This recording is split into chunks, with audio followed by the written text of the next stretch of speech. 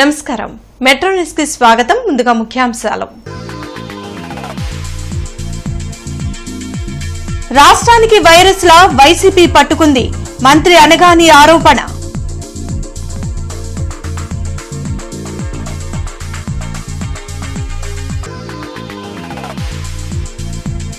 అంబటికి జగన్ మద్దతు నిలబడ్డం సిగ్గుచేటు.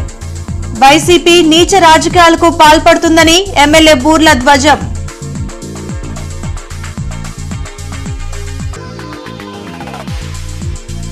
మహిళల రక్షణపై మాట్లాడే పవన్ కళ్యాణ్ ఎక్కడున్నారు? ఎమ్మెల్యే గల్లా మాధవికి నైతిక విలువలు ఉన్నాయా? అంబటి కుమార్తె మౌనిక నిలదీత.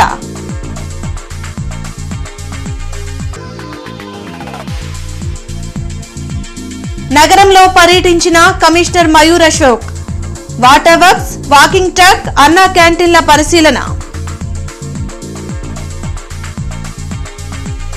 రాష్ట్రాభివృద్ధికి వైఎస్ఆర్ కాంగ్రెస్ పార్టీ వైరస్ గా మారిందని మంత్రి అనగాని సత్యప్రసాద్ మండిపడ్డారు. మంగళగిరిలోని టీడీపీ కేంద్ర కార్యాలయంలో ఆయన మీడియాతో మాట్లాడారు. రాష్ట్రంలో అల్లర్లు, అశాంతి సృష్టించేలా జగన్ముఠ కుట్రలు చేస్తుందని ఆరోపించారు. అసభ్య వ్యాఖ్యలు చేయడం, కులాలు మతాల మధ్య చిచ్చుపెట్టి రాజకీయ లబ్ది పొందడమే జగన్ రాజకీయ సిద్ధాంతమా అని ప్రశ్నించారు. తప్పు చేస్తే పార్టీతో సంబంధం లేకుండా ఎంతటి వారినైనా చట్ట ప్రకారం శిక్షిస్తామని అనగాని వ్యాఖ్యానించారు. వారి యొక్క అధ్యక్షుడైనటువంటి జగన్మోహన్ రెడ్డి గారిని కూడా ఒకటి అడుగుతా ఉన్నాను. మీ రాజకీయ సిద్ధాంతం ఏంటి? కేవలం బూతులు తిట్టడము, అలాగే అనైతిక వ్యవహారాలు, కులాలు మతాలు అందరి మీద చిచ్చులు పెట్టి అన్నిటినీ వాడుకుని రాజకీయ లబ్ధి పొందాలంటే మీ ధ్యేయం అని నేను అడుగుతా ఉన్నాను. ఎందుకంటే మాట అనేది అపారమైన శక్తి కలిగినటువంటి విషయం. అయ్యే మాటలు ప్రజలను కలపగలవు, అలాగే సమాజాన్ని విడగొట్టగలదు. మనం మాట్లాడే ధోరణి బట్టి ఎన్నో మార్పులు, వాటి యొక్క పరివాసాలు ఉంటాయి. ఒక మంచి మాట మనుషులని దగ్గర చేస్తుంది, అదే ఒక చెడు మాట సమాజాన్ని చీల్చేస్తుంది. అదే మాటలు అశాంతికి అలాగే విభేదాలకు నాంది పలుకుతా ఉన్నాయి. అదే మనకి గత కొద్ది రోజులుగా మనకు కనపడతా ఉన్నాయి. మహిళలను కించపరిచేలా మాట్లాడిన అంబటికి మాజీ సీఎం జగన్ మద్దతుగా నిలబడ్డం సిగ్గుచేటని ఎమ్మెల్యే బూర్ల రామాంజనేయులు మండిపడ్డారు. గుంటూరులోని ప్రతిపాడు నియోజకవర్గ క్యాంప్ కార్యాలయంలో ఎమ్మెల్యే బూర్ల రామాంజనేయులు మీడియాతో మాట్లాడారు. తాము ప్రతిపక్షంలో ఉన్నప్పుడు ఏనాడు కూడా తమ శ్రేణులు అసభ్య పదజాలంతో మాట్లాడలేదని చెప్పారు. నీచ రాజకీయాలకు పాల్పడుతున్న వైసీపీకి ప్రజల మద్దతు ఉండదనే విషయాన్ని గమనించాలని రామాంజనేయులు సూచించారు. అలాగే కేంద్ర బడ్జెట్లో చంద్రబాబు ఆలోచనలు స్పష్టంగా కనిపించాయని, ఏపీ అభివృద్ధికి కేంద్రం అండగా నిలుస్తుందనే అంశం మరోసారి ప్రస్ఫుటమైందన్నారు. మా నాయకుడు సహనం పాటించాలంటున్నారు, కానీ మా నాయకుడి యొక్క ప్రవర్తన మీద కానీ, మా నాయకుడి యొక్క పరిపాలన మీద కానీ, లేదా మా నాయకుడు చేసేటటువంటి విధి విధానాల్లో కానీ ఏవైనా తప్పులుంటే దాని చర్చకు మేము సిద్ధంగా ఉన్నాం. ఏ వేదిక మీదకు పిలిచినా చర్చించడానికి సిద్ధంగా ఉన్నాం. వాళ్ళు ఏం చేశారు, మేమేం చేశామనేటువంటి. అంతే తప్ప ఒక మహానుభావుడిని, ఈ దేశమే ప్రపంచమే గుర్తించినటువంటి ఒక మహానుభావుడికి జన్మనిచ్చినటువంటి తండ్రిని నీచంగా మాట్లాడడం అనేటువంటిది మరి ఆ మనిషికి ఎలా మనసు ఒప్పిందో నాకైతే అర్థం కాదు. అందుకే చేసిన తప్పులు ఊరికే పోవంటారు. కర్మ సిద్ధాంతాన్ని ప్రతి ఒక్కరూ అంగీకరించాలి. Commissioner Mayur Ashok GMC head water works, Manasa Sarovaram, Nandivelugu road ROB, Narla auditorium, Annamayya చెరువు వాకింగ్ ట్రాక్లను విభాగాధిపతులతో కలిసి పరిశీలించారు. ఈ సందర్భంగా కమిషనర్ హెడ్ వాటర్ వర్క్స్ కి ఉండవల్లి నుండి వస్తున్న నీటి శాతం, ట్రీట్మెంట్, ల్యాబ్, ఆలం, క్లోరిన్ కలపడం, సిబ్బంది, పంపింగ్ పాయింట్స్ తదితర వివరాలను అడిగి తెలుసుకుని మాట్లాడుతూ, త్రాగునీటి సరఫరాలో అతి కీలకమైన హెడ్ వాటర్ వర్క్స్లో సిబ్బంది అప్రమత్తంగా ఉండాలన్నారు. త్రాగునీటి సరఫరాకి అవసరమైన మోటార్లు మరమ్మతుకు గురై నెలలు గడిచినా చేయకపోవడం తెలుసుకుని అధికారులపై ఆగ్రహం వ్యక్తం చేశారు. తక్షణం మోటార్లను మరమ్మతు చేయించాలని ఎస్ఈని ఆదేశించారు. నార్లా ఆడిటోరియం పరిసరాల్లో చెత్త కుప్పలు గమనించి వ్యర్థాలు వేసేవారిని గుర్తించి అపరాధ రుసుం విధించాలని, 100% ఇంటింటి చెత్త సేకరణ చేయాలని ప్రజారోగ్యాధికారులను ఆదేశించారు. పర్యటనలో కార్పొరేటర్ మానం పద్మశ్రీ, సిపి రాంబాబు, ఎస్ఈ వెంకటేశ్వరరావు తదితరులు పాల్గొన్నారు.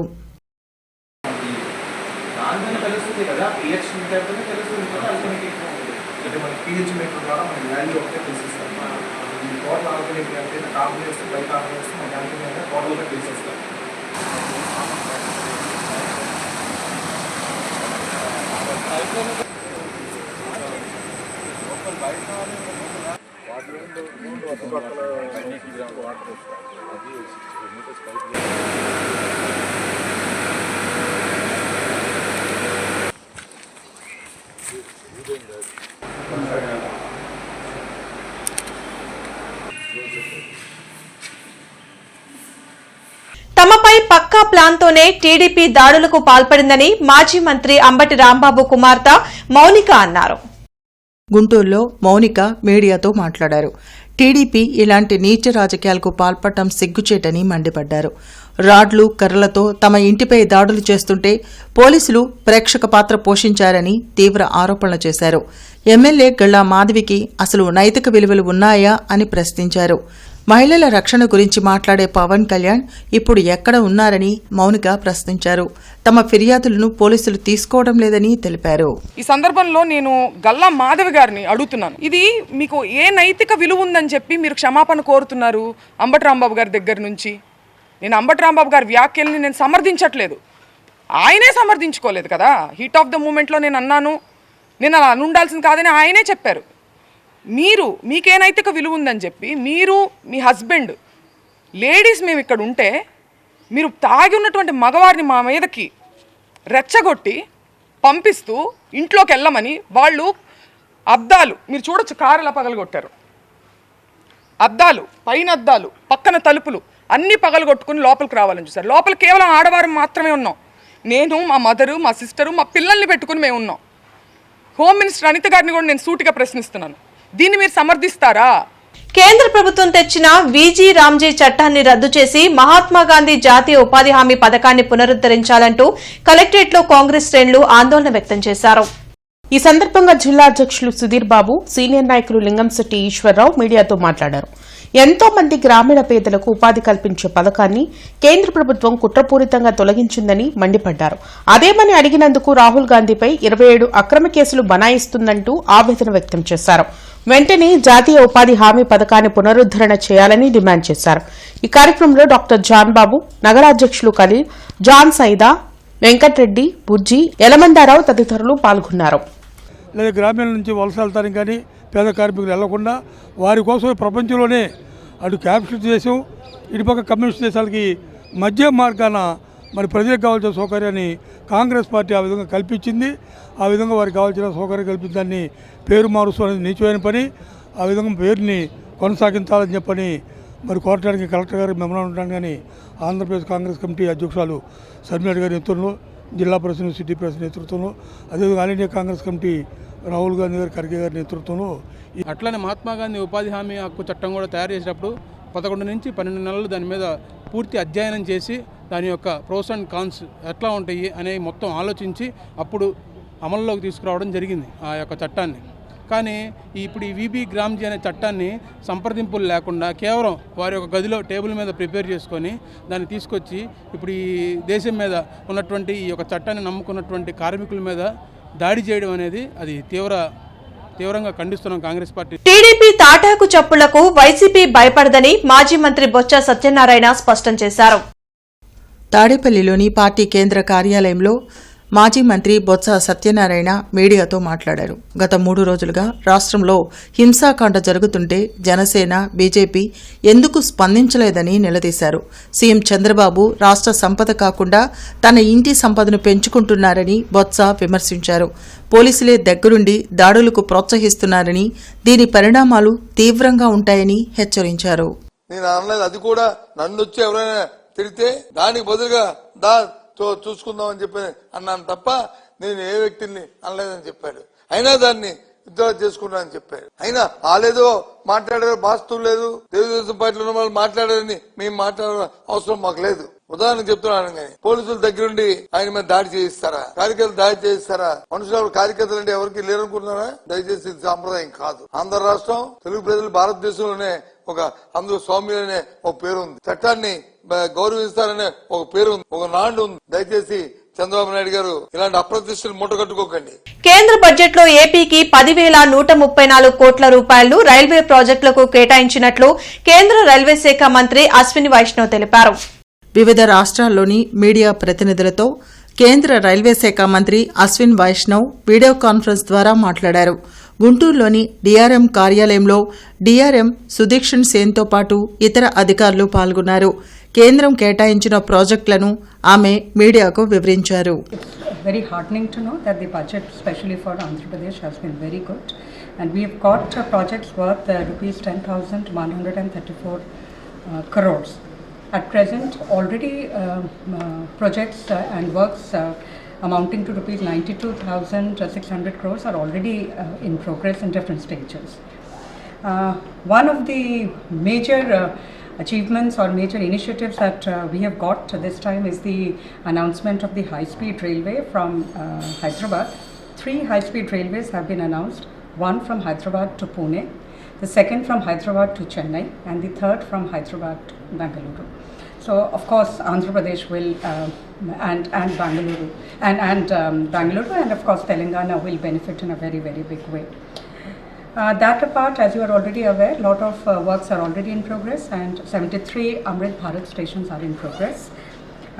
అనారోగ్యంతో బాధపడుతున్న పేదలకు సీఎం రిలీఫ్ ఫండ్ అండగా నిలుస్తుందని ఎమ్మెల్యే బూర్ల రామాంజనేయులు చెప్పారు. ప్రతిపాడు నియోజకవర్గానికి సంబంధించి 1,38,00,000 రూపాయల సీఎంఆర్ఎఫ్ చెక్కులను గుంటూరులోని ఆయన కార్యాలయంలో బాధితులకు అందించారు. ముందుగానే వైద్యానికి ఖర్చులు పెట్టుకోలేని వారికి ఎల్ఓసీలు కూడా ఇచ్చి వారికి కూటమి ప్రభుత్వం అండగా నిలుస్తున్నట్లు వివరించారు. నాకు తెలిసి దేశంలో ఏ రాష్ట్రం కూడా నెలకు ఒక్కసారి 2 సార్లు కూడా వీలైతే 2 సార్లు కూడా సీఎం రిలీఫ్ చెక్కులు ఇచ్చినటువంటి ఘనత ఒక్క ఆంధ్రప్రదేశ్కి మన ప్రియతమ ముఖ్యమంత్రి నారా చంద్రబాబు నాయుడు గారికే దక్కిందని చెప్పడానికి మేము ఎంతో గర్వపడుతున్నాం. ఎందుకంటే ఈరోజు మేము పంపిణీ చేసేటటువంటి చెక్కులు సీఎం రిలీఫ్ చెక్కులు 24వ విడత, అంటే 18 నెలల్లో 24వసారి. ఇది లెక్కలు ఉన్నటువంటిది, మనమేమి వేరుగా ఏం చెప్పడం లేదు, లెక్కలు ఉన్నటువంటివే. సో ఇక్కడ 24వ విడతలో మనం ఈరోజు ఎల్ఓసీలు ఇస్తున్నాం.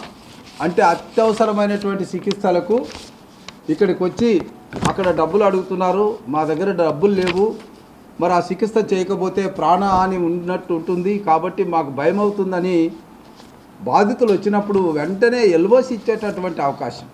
దాదాపుగా దీనివల్ల లబ్ధి పొందినటువంటి వాళ్ళు ఇప్పటి వరకు 750 మంది దాకా లబ్ధి పొందారు. ఇది సీఎం రిలీఫ్కి సంబంధించినటువంటి చెక్కులకు సంబంధించి. కలెక్టరేట్ లో ప్రజా సమస్యల పరిష్కార వేదిక కార్యక్రమం జరిగింది. జిల్లా నలుమూలల నుండి వచ్చిన బాధితులు తమ సమస్యలు పరిష్కరించాలంటూ కలెక్టర్ తమీం అన్సారియాకి వినతులు అందించారు. ప్రతి సోమవారం కలెక్టరేట్ లో నిర్వహించే ప్రజా సమస్యల పరిష్కార వేదికకు బాధితులు బారులు తీరారు. ఫిర్యాదులను జిల్లా ఉన్నతాధికారులు స్వీకరించారు. ఆయా సమస్యల పరిష్కారంకు తగు చర్యలు తీసుకుంటామని భరోసా కల్పించారు. జొన్నలగడ్డలోని తన పొలం 9 ఎకరాలు కొంతమంది ఆక్రమించుకొని బెదిరిస్తున్నారని ఇమ్మడి రామారావు ఆవేదన వ్యక్తం చేశారు. అదేమంటే ఎమ్మెల్సీ ఆలపాటి రాజా పొలం అంటూ బెదిరిస్తున్నారని, తనకు న్యాయం చేయాలని వేడుకున్నారు. తనకు పొలం కాని ఇల్లు కాని లేకపోయినా అధికారులు పింఛనివ్వకుండా ఇబ్బందులు పెడుతున్నారని చినవట్లపూడికి చెందిన వృద్ధురాలు చల్లపల్లి భారతీదేవి ఆవేదన వ్యక్తం చేశారు. ఇదిలా ఉంటే తాను 5 సెంట్ల స్థలాన్ని మోహన్ రావు ఆక్రమించుకొని ఇబ్బందులు పెడుతున్నారని మేడికొండూరు మండలం వరగానికి చెందిన అంధుడు పాటిపండ్ల రామదాసు ఫిర్యాదు చేశారు. చినకాకాని గ్రామంలో ఉన్న 77.50 ఎకరాల అంజుమన్ భూములను వక్ఫ్ భూములుగా చూపి ప్రభుత్వం కాజేసే ప్రయత్నం చేస్తుందని ముస్లిం యునైటెడ్ ఫ్రంట్ అధ్యక్షులు కరీం మండిపడ్డారు. వెంటనే జీవోను ఉపసంహరించుకోవాలని విజ్ఞప్తి చేశారు. ఇతన్ని పక్కన మేనమామ కొడుకు పంచాయతీ ఆఫీసులో ఉద్యోగం చేస్తాడట. ఇతను సచివాలయంలో కళ్ళు కనపడవు, బ్లైండ్ కనుక ఇతన్ని బెదిరించి అదంతా ఆక్రమణ చేసుకునే క్రమంలో ఈయన పైన దౌర్జన్యం చేస్తున్నాడు. కనుక ఇతనికి గతి లేదు, దిక్కు లేదు. కనుక కలెక్టర్ గారికి విన్నవించుకోవాలని వచ్చాడు. ఇది ఇతని సమస్య. ఏదైతే కేంద్ర ప్రభుత్వం వక్ఫ్ సవరణ చట్టం 2025 తీసుకుని వచ్చి ఆ చట్టం ద్వారా ఉమ్మీద్ పోర్టల్ ఏదైతే జాతీయ స్థాయిలో ఏర్పరిచి జాతీయ స్థాయి ఉమ్మీద్ పోర్టల్లో కూడా ఏదైతే జిల్లా కలెక్టర్ గారు ఇచ్చినటువంటి సర్వేలు ఉన్నాయో అది మీరు ఇచ్చినటువంటిది వక్ఫ్ భూమి కాదు, ప్రభుత్వ భూమి కాదు, అది ముస్లిం ప్రజల యొక్క భూమి. కాబట్టి మీరు వెంటనే రాష్ట్ర ప్రభుత్వానికి కూడా మేము తెలిపి ఉన్నాం. కాబట్టి వెంటనే ఏదైతే మీరు భూసేకరణ చట్టం కోసం జారీ చేసినటువంటి ప్రాథమిక ప్రకటన ఉందో ఆ ప్రకటనను విరమించుకోవాలని చెప్పేసి మీ ద్వారా మరొకసారి రాష్ట్ర ప్రభుత్వానికి, మరి జిల్లా కలెక్టర్ గారికి, రెవెన్యూ అధికారులకి తెలియజేసుకుంటా ఉన్నాం. జై హింద్. ఎందుకు తీశారో అర్థం కాలేదు. తీశారు, గ్యాస్ రావట్లేదు ఆమె గారికి, భారతదేవి గారికి. నాకు పింఛనీ లేదు, నాకు ఇల్లు లేదు, పొలం లేదు, భార్య పిల్లలు కూడా లేరు. నాకు అది సమస్య. నాకు పింఛనీ కోసం వచ్చాం మేము. నాకు 63. లేదండి, రాయలేదు. ఇదిగో ఎత్తాం అన్నారు. తెలుగుదేశం పార్టీలో కూడా ఇవ్వట్లేదండి. అది సరిపోయింది. బాగా ఇబ్బంది. నాకు ఎవరు లేరండి. నాకు చేసి పెట్టేవాళ్ళు నేనే చేసుకుంటున్నాను. నాకు పొలం లేదు, ఇల్లు లేదు, ఏమీ లేదండి. నా నడువు నొప్పి వచ్చింది, చేసుకోలేకపోతున్నాను. అది పరిస్థితి. నేను ఇప్పుడు కలెక్టర్ ఆఫీస్ గారికి పింఛన్ ఇవ్వమని కోరుతున్నాం.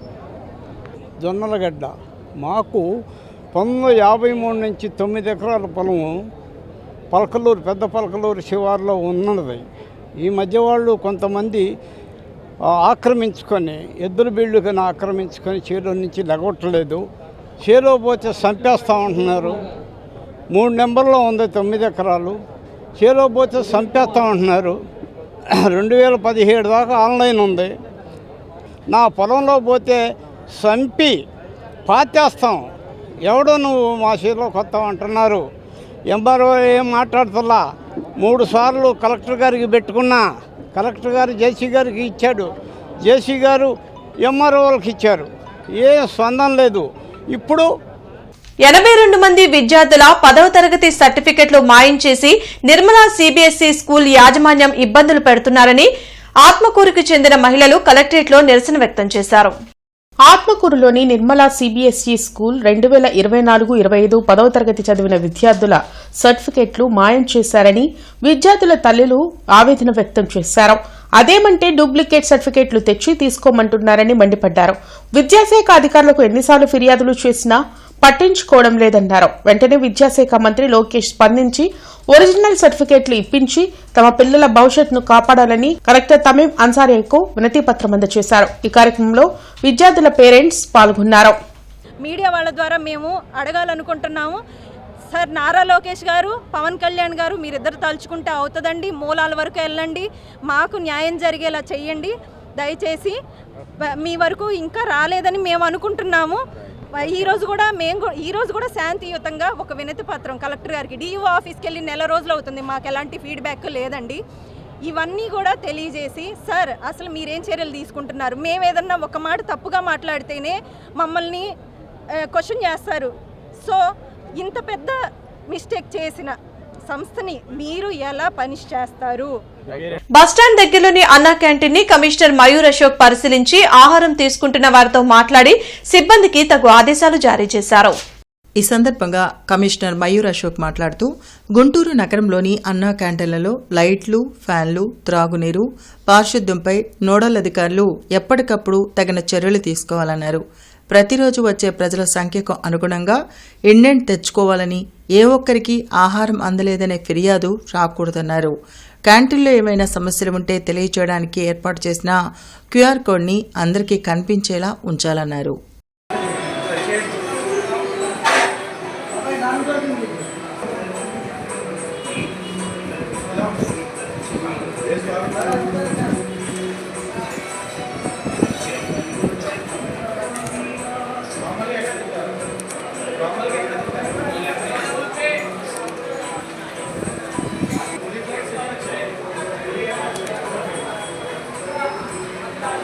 తిరుమల లడ్డూ కల్తీ అంశంపై అసత్య ప్రచారం చేస్తూ వెలుస్తున్న ఫ్లెక్సీలను నియంత్రించాలని వైసీపీ నేతలు విజ్ఞప్తి చేశారు.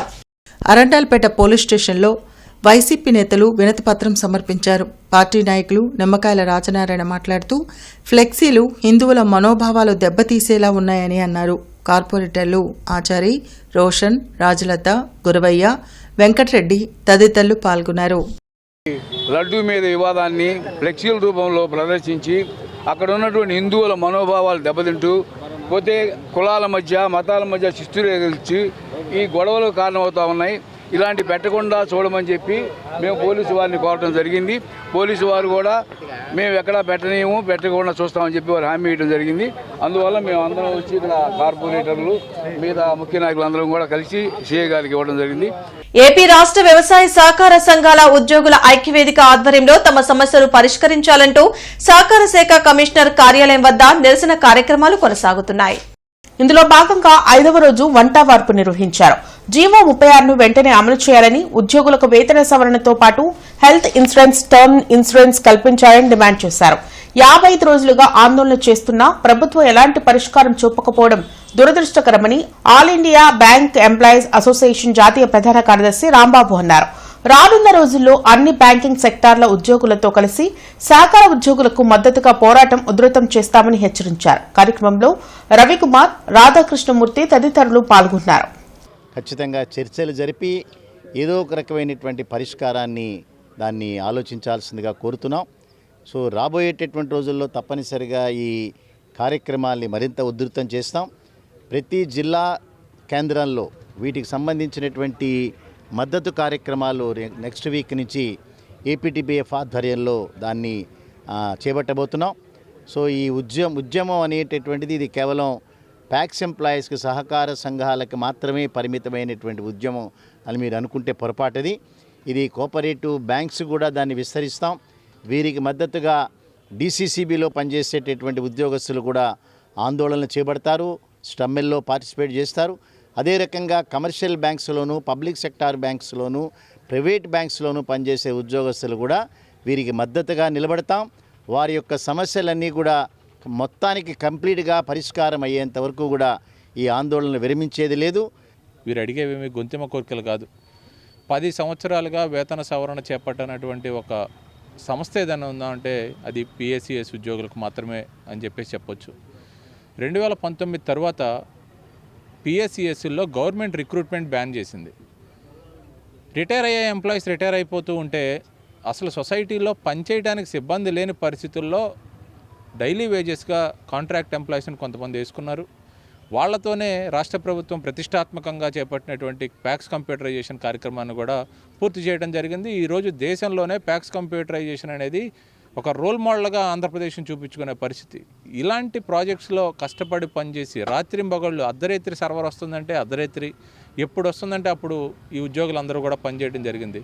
ఈరోజు మీరు 2019 తర్వాత నియామకాలు చేపట్టబడి ఉన్నారు, మీ నియామకాలు చెల్లవు అని చెప్పేసి వాళ్ళని తొలగించే పరిస్థితి, డైరెక్ట్ రిక్రూట్మెంట్ ద్వారా మాత్రమే తీసుకుంటామని చెప్పేసి వాళ్ళందరి నియామకాలని కూడా రద్దు చేసే పరిస్థితి. ఇలాంటి చాలా దారుణమైన పరిస్థితులకు వ్యతిరేకంగా ఈరోజు ఆందోళన కార్యక్రమాలు చేపట్టడం. ఎస్పీ కార్యాలయంలో ప్రజా సమస్యల పరిష్కార వేదిక కార్యక్రమం జరిగింది. జిల్లా నలుమూలల నుండి వచ్చిన బాధితులు తమ సమస్యలు పరిష్కరించాలంటూ ఎస్పీ కార్యాలయంలో అధికారులకు వినతులు ఇచ్చారు. ప్రతి సోమవారం ఎస్పీ కార్యాలయంలో నిర్వహించే ప్రజా సమస్యల పరిష్కార వేదికకు బాధితులు భారీగా తరలివచ్చారు. ఫిర్యాదులను పోలీసు ఉన్నతాధికారులు స్వీకరించారు. లాల్పురంలోని తన స్థలాన్ని గుంటూరు నేతాజీ, జల్ది సంజీరావులు ఆక్రమించుకుని అదేమంటే తమ కుటుంబ సభ్యులపై అక్రమ కేసులు బనాయించారని జల్లిమోహన్ ఎస్పీ కార్యాలయంలో ఫిర్యాదు చేశారు. 1990 నుంచి శాంతి ఆర్ట్స్ పేరుతో రెడ్డిపాలెంలో ప్రింటింగ్ యూనిట్ పెట్టుకున్నామని గుంటూరుకు చెందిన విక్రమ్ జైన్ వెల్లడించారు. అయితే ఆర్థిక పరిస్థితి కారణంగా ఓబుల్నాయుడుపాలెంకు సంస్థను మార్చామని చెప్పారు. కానీ మా సంస్థ పేరుతోనే వేరే వ్యక్తులు ప్రింటింగ్ ప్రెస్ నిర్వహిస్తూ మా వ్యాపారాన్ని దెబ్బతీస్తున్నారని, చర్యలు తీసుకోవాలని ఎస్పీ కార్యాలయంలో ఫిర్యాదు చేశారు. తన తల్లి వేరే వ్యక్తితో కలిసి వెళ్లిపోయిందని, తనను కలవనీయకుండా అతను అడ్డుకుంటున్నారని వరగానికి చెందిన బాలుడు శ్రావణ్ కుమార్ ఫిర్యాదు చేశారు. పోలీసులు తనకు న్యాయం చేయడం లేదని, ఉప ముఖ్యమంత్రి పవన్ కళ్యాణ్ ను కలిసే అవకాశం కల్పించాలని వేడుకున్నారు. 1990 నుంచి ఇప్పుడు దాకా అంటే సుమారుగా 70-75 ఏళ్ల చరిత్ర ఉంది మాకు 100 అవార్డులు, 100 నేషనల్ అవార్డ్స్, ఇంటర్నేషనల్ అవార్డ్స్ కూడా అందినాయి ఈ ప్రింటింగ్లో. అయితే ఈ మధ్యకాలంలో మేము రెడ్డిపాలెంలో ఫ్యాక్టరీ అమ్మేసాం కొన్ని కారణాల వల్ల. అక్కడ ఒక 40 ఏళ్ళు 50 ఏళ్ళు అద్దెకున్నాం. అమ్మేసి మేము అరణ్యపేటకి షిఫ్ట్ అయ్యామన్నమాట. అయితే కొంతమంది రెడ్డిపాలెంని అద్దెకు తీసుకొని రెడ్డిపాలెంలోనే అదే పేరు శాంతి ఆర్ట్స్ని పెట్టేసి మేము శాంతి యార్డ్స్ కొన్నాము అని చెప్పి తప్పుడు ప్రచారం చేసి మా ఆర్డర్లు తీసుకోవటం కాకుండా మాకు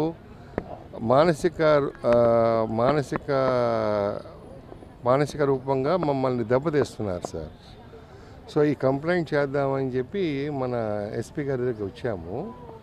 నేను పెదనందిపాడు దగ్గర వరగాణ గ్రామంలో ఉంటానండి. నేను ఒంటరి మహిళగా ఉంటున్నాను. నా పేరు ఎర్రగోపుల కుమారి. నా కూతురు రిలయన్స్లో జాబ్ చేస్తా నా దగ్గర 9 సంవత్సరాల నుంచి బిడ్డన కన్న కాడ నుంచి నా దగ్గరే ఉంటుంది. ఊళ్ళో ఒక 60 ఏళ్ళ వ్యక్తి 21 చెవిరి బంగారం 40 చెవిరీలు ఎండి తీసుకొని వెళ్ళి నా పిల్లని క్రాప్ చేసేసి ఇంట్లో పెట్టుకొని బయటికి రానియటం అనేది లేదు. నేను వెళ్ళి అడగటానికి వెళ్తే నన్ను పట్టుకొని ఇంట్లో కానీ బయట కానీ కుక్కను కొట్టినట్టు కొట్టాడు. కావాలంటే ఎంక్వైరీ తీయండి అందరూ వచ్చి అడ్డం తీశారు. నేను మనిషిని కాలేకపోయా. పిల్లాడు మంచం పెట్టాడు, టైఫాయిడ్ జ్వరం వచ్చింది.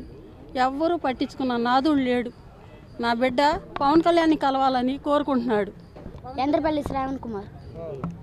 నేను కోరుకుంటుంది ఏంటంటే నేను పవన్ కళ్యాణ్ దగ్గరికి వెళ్ళాలని. దేనికోసం?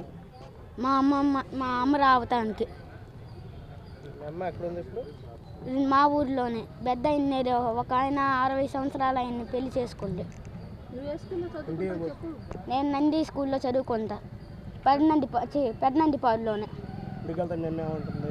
ఇంటికి వెళ్తుంటే వాళ్ళు వస్తున్నారా పోరా అంటుండే. నా పేరు జల్లి మోహనం. నేను ఎస్సీ మాల కులస్తుడిని. మా గ్రామంలో తోట గోపాలరావుని అతను కాపు కులస్తుడు. మా గ్రామంలో నేను ప్లాట్లు వేసి ఉన్నాను.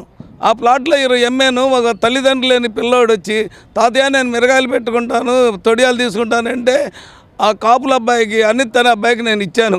ఇస్తే వాడు ఆ బుడ్డ అబ్బాయి పాగా చేసుకుంటుంటే ఈ తోటగోపాలరావు నేతాజీ నగర్ నుంచి గుంటూరు నుంచి కొంతమంది జల్దీ సంజీవరావు ఇంకా కొంతమంది కుర్రోళ్ళు వచ్చి ఆ అబ్బాయిని బెదిరించి ఫేక్ నెంబర్తో కోర్టులో మేము గెలిస్తే కేసు 208/13 కేసు మేము గెలిచాం. డిస్మిస్ చేశాడు జిల్లా జడ్జి గారు. వీళ్ళు దొంగ నెంబర్ వేసి 490/25 వేసి ఊరంతా ఫేక్ నెంబర్లతో బోర్డులు అంటించి మళ్ళీ చేలో అబ్బాయి ఇల్లు వేసుకుంటే ఆ ఇంటికి బ్యానర్ కట్టారు. అది చట్టరీత్యా నేరం. కోర్టు వారు ఈగిపోయినా జీఎంసీ ప్రధాన కార్యాలయంలోని కౌన్సిల్ హాల్లో జరిగిన పీజీఆర్ఎస్ ద్వారా ప్రజల నుండి కమిషనర్ మయూర్ అశోక్ అర్జీలను స్వీకరించారు. నగరపాలక సంస్థలో ప్రతి సోమవారం జరిగే పీజీఆర్ఎస్ కాల్ సెంటర్కి అందే ఫిర్యాదులను కేటగిరీలుగా వేరు చేసి ఒక్కరోజులోనే పరిష్కారానికి చర్యలు తీసుకోవాలని, పరిష్కారానికి జాప్యం జరిగితే తగిన వివరాలను అర్జీదారులకు తెలియచేయాలని నగర కమిషనర్ కె మయూర్ అశోక్ స్పష్టం చేశారు. అనంతరం ప్రజల నుండి అర్జీలు తీసుకుని మాట్లాడుతూ పీజీఆర్ఎస్ ఇతర వేదికల ద్వారా ప్రజలు ఇస్తున్న అర్జీల పరిష్కారం తూతూ మంత్రంగా చేస్తే సహించబోమని, ప్రతి అర్జీకి శాశ్వత పరిష్కారం చూపాలన్నారు. అర్జీలు రీఓపెన్ అయితే విభాగాధిపతులు క్షేత్రస్థాయిలో పరిశీలించి పరిష్కారానికి కృషి చేయాలన్నారు. పీజీఆర్ఎస్ ద్వారా 63 అర్జీలు అందాయని అన్నారు. కార్యక్రమంలో అదనపు కమిషనర్ చల్లా ఓబ్లేసు, డిప్యూటీ కమిషనర్లు B Srinivasarao, CH Srinivas, city planner Rambabu తదితరులు పాల్గొన్నారు. జిల్లా స్థాయి ధరల పర్యవేక్షణ నియంత్రణ కమిటీ సమావేశం ఎస్ఆర్ శంకరన్ సమావేశ మందిరంలో జేసీ అస్తోష్ శ్రీవాస్తవ నిర్వహించారు. ధరల నియంత్రణపై పటిష్ట పర్యవేక్షణ జరగాలని జేసీ అధికారులను ఆదేశించారు. అలాగే టమాటా, ఉల్లిపాయ ధరలు నిలకడగా ఉన్నాయని, మార్కెట్ ధరలను ఎప్పటికప్పుడు గమనిస్తూ ఉండాలని అన్నారు. బులెటిన్ ముగించే ముందు ముఖ్యాంశాలు మరోసారి. రాష్ట్రానికి వైరస్ లా వైసీపీ పట్టుకుంది, మంత్రి అనగాని ఆరోపణ.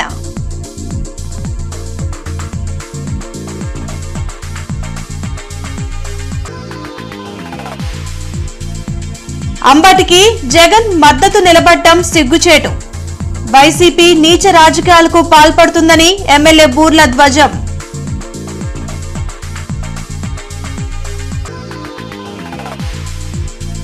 మహిళల రక్షణపై మాట్లాడే పవన్ కళ్యాణ్ ఎక్కడున్నారు? ఎమ్మెల్యే గల్లా మాధవికి నైతిక విలువలు ఉన్నాయా? అంబటి కుమార్తె మౌనిక నిలదీత.